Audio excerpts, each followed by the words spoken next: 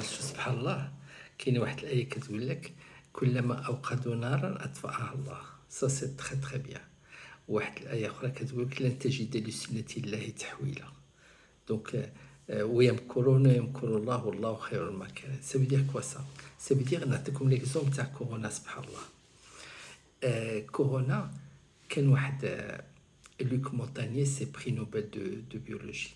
Il était contre un petit peu ce qui s'est passé avec la période Corona. Il était contre la manipulation des virus et tout ça, artificiellement.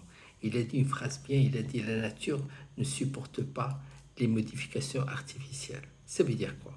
Ça veut dire qu'avec le virus Corona des jabots, normalement, n'importe quel virus, je vous ai dit, le virus, il fait l'ADN ou l'ARN, c'est des petits colliers. On a tous notre ADN comme des petits colliers de 4 bases qui se répètent. Le collier, le virus ne dépasse pas à peu près 10 000 bases. C'est petit. La bactérie a 3 millions. L'homme a 1 de 3 milliards. Donc, ou un de 10 000 bases, pas plus. Avec le virus de Corona, il y a 30 000 bases quand ils l'ont analysé. Donc, il y a quelqu'un qui a rajouté 20 000 bases. Ils ont rajouté 20 000 bases artificielles.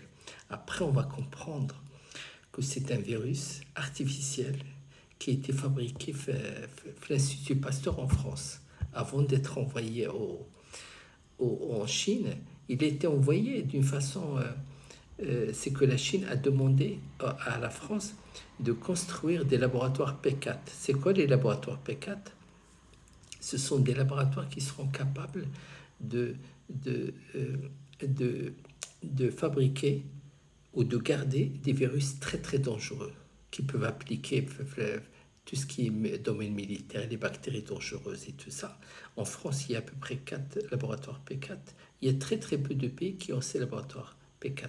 Donc la Chine, la France, elle a vendu cette technologie à la Chine en 2018. Elle a ramené des ingénieurs et tout ça. C'est comme ça. Ce virus-là qui a été fabriqué artificiellement s'est trouvé en Chine.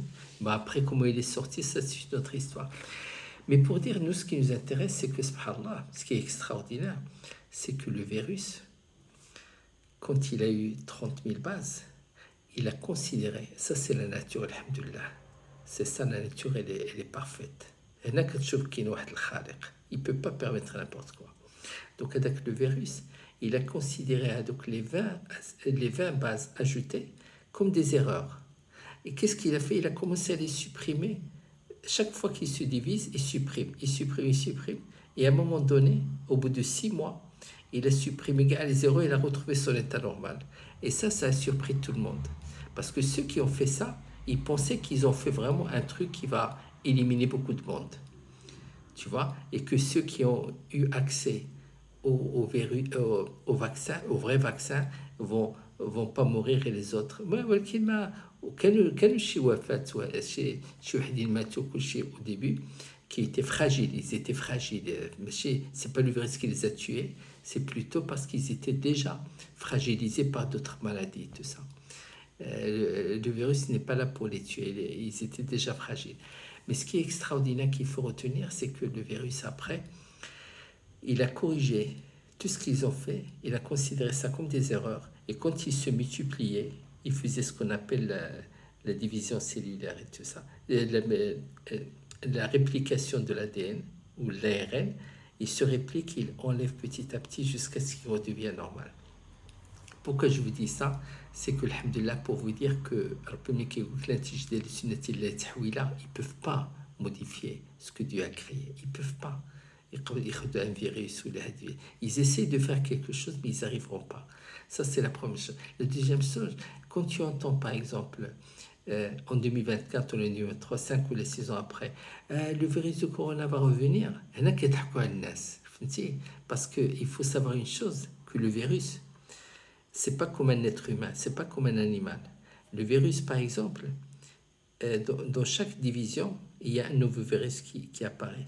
Tu vois, le virus, par exemple, quand tu dis je vais créer un vaccin pour un virus, il n'y a pas de vaccin pour le virus. Parce qu'avec le virus que tu as créé, le vaccin, au moins qui capte le virus, qui est atténué, où ils fabriquent le vaccin, comme ils font pour la bactérie. Mais c'est quelque chose d'inefficace. Pourquoi? Parce que quand tu as fabriqué le virus, tu as mis par exemple 4 semaines pour fabriquer le virus. En 4 semaines, le virus, il a fait 30 ou 40 générations. Et on a un nouveau virus qui n'a rien à voir avec le virus. Donc le vaccin que tu fais, si tu l'appliques sur le nouveau virus, ça ne marche pas. Parce que tu l'as fait à partir d'un ancien virus qui n'existe plus. C'est ça qui n'arrive. Vraiment, je ne comprends pas parce que les scientifiques savent tout ça.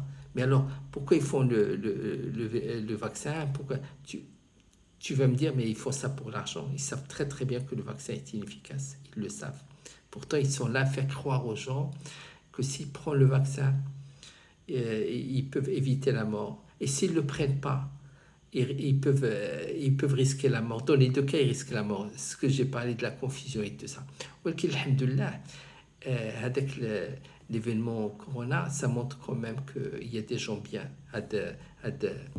Luc Montagnier, prix Nobel, qui a parlé, il était contre un petit peu ce qui s'est passé d'Abar Ahmed, pour dire qu'il y a toujours des gens bien qui arrivent un petit peu à tirer les signaux d'alarme. Tu vois, et il nous a rappelé des choses extraordinaires. Moi, je rappelle sa phrase qui dit « La nature ne supporte pas les modifications artificielles ». Et c'est exactement ce qu'a dit Dieu. Il a dit « L'intégrité du sunnati Allahi tahwila ». Salam alaikum.